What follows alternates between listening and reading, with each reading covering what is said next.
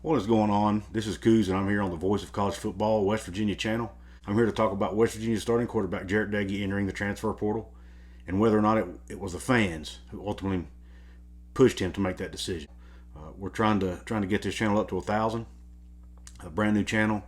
I appreciate Mark Rogers and Golden Blue Dude for getting this channel kicked off, and I look forward to providing more content going forward. Anyway, I asked if you haven't yet, please hit the red subscribe button. If you like the video, please give me the thumbs up. And please go check out all of Mark's other channels as well. Let's get on with the show.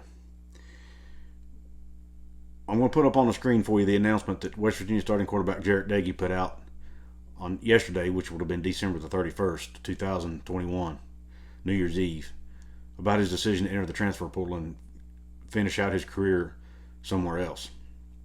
As you'll see in the statement, he did not thank the West Virginia fans. He thanked the coaching staff, he thanked his teammates, and he talked about how great of an experience it was to play at West Virginia.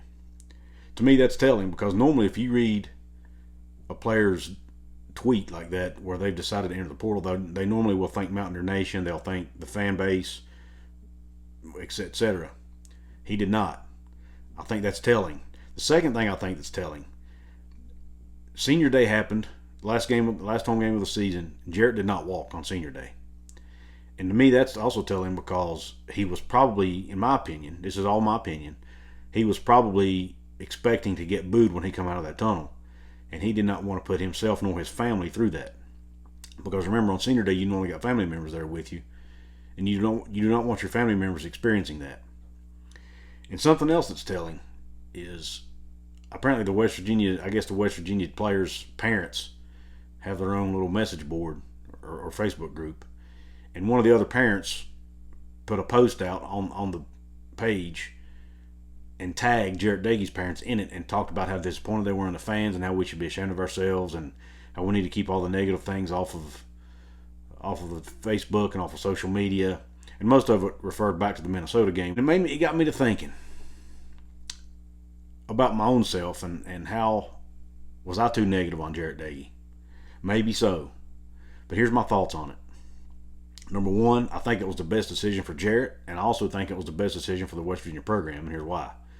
Number one, for Jarret, he's so polarizing because of his inconsistent play that I think if he comes back, even if he's the best option, which I personally don't think he is, but let's just say he is, then I think it causes a lot of distraction within the program. And the fan base is going to be so unhappy that he's back. And if he starts, they'll be even unhappier. It's just going to be, from day one of the season, anything that goes wrong is going to be Jarret Doege's fault in their eyes. Number two, I just think he's played here for 3 seasons. I don't really think he's going to be able to do any more than he's already done, and I don't think that's all his fault.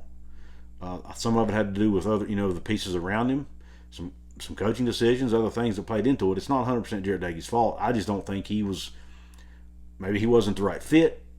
Whatever the reason may be, our offense just was not getting it done under Jarret Doege for whatever reason. And I think that it was time for our offense to move on and try somebody else at that position. But when I look at my own remarks about Doege in videos and whatnot, I think about how I have been negative on Jarret at times, but I've tried to do it respectfully. I've never got personal. I've never name called. But I still feel a little bit guilty about it because I feel like I was partially responsible for running off a quarterback. I know I'm only one of many. It's not just me. But I feel like I was part of the problem. But at the same time, as a YouTube content creator, I feel like it's my job to be honest with my viewers and my fans. And if Jarret Doege played bad in the game, then I would express that. But however, if he played good in the game, I also express that. So I guess the short end of it is, I've got to do what I got to do. As a YouTube content creator, people who watch my videos expect me to give my honest opinion, and that's what I try to do. I try to always be respectful. I will never, ever doubt Jarret Doege's heart. I will never doubt his love for the game. I will never doubt his loyalty. I will never doubt his work ethic. Any of that stuff. His effort. I think all of that stuff was an A+ for Jarret Doege. I give him an A+ in all those.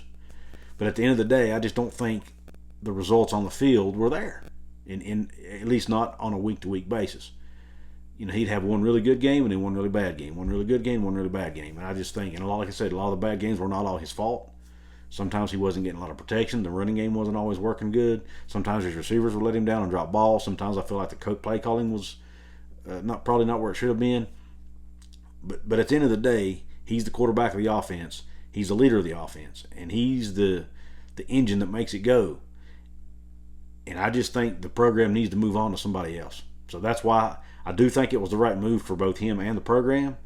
I feel a little bit guilty because I feel like the fan base probably ran off a real. Jarret Doege's a good person. I've heard nothing but positive things about him as a person. So that makes me feel a little bit bad about how it all went down, because I do feel like he cared. I do feel like he was doing his best. And I feel like us as a fan base may have been a little too hard on him because of that. We have a right, in my opinion, to be critical, but we need to do it respectfully.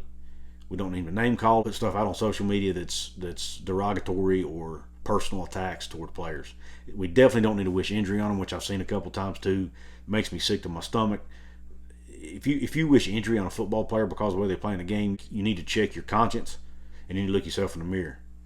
But anyway, that's all I got for this video. Let me know if you like it. I was just trying to be perfectly honest on how I felt about Doege's transfer. I'd like to hear in the comment section what you think about it. Do you think it's good for the West Virginia program that Doege's transferring out or not? Let me know. Give me the thumbs up button if you like the video. I appreciate you tuning in. Peace out.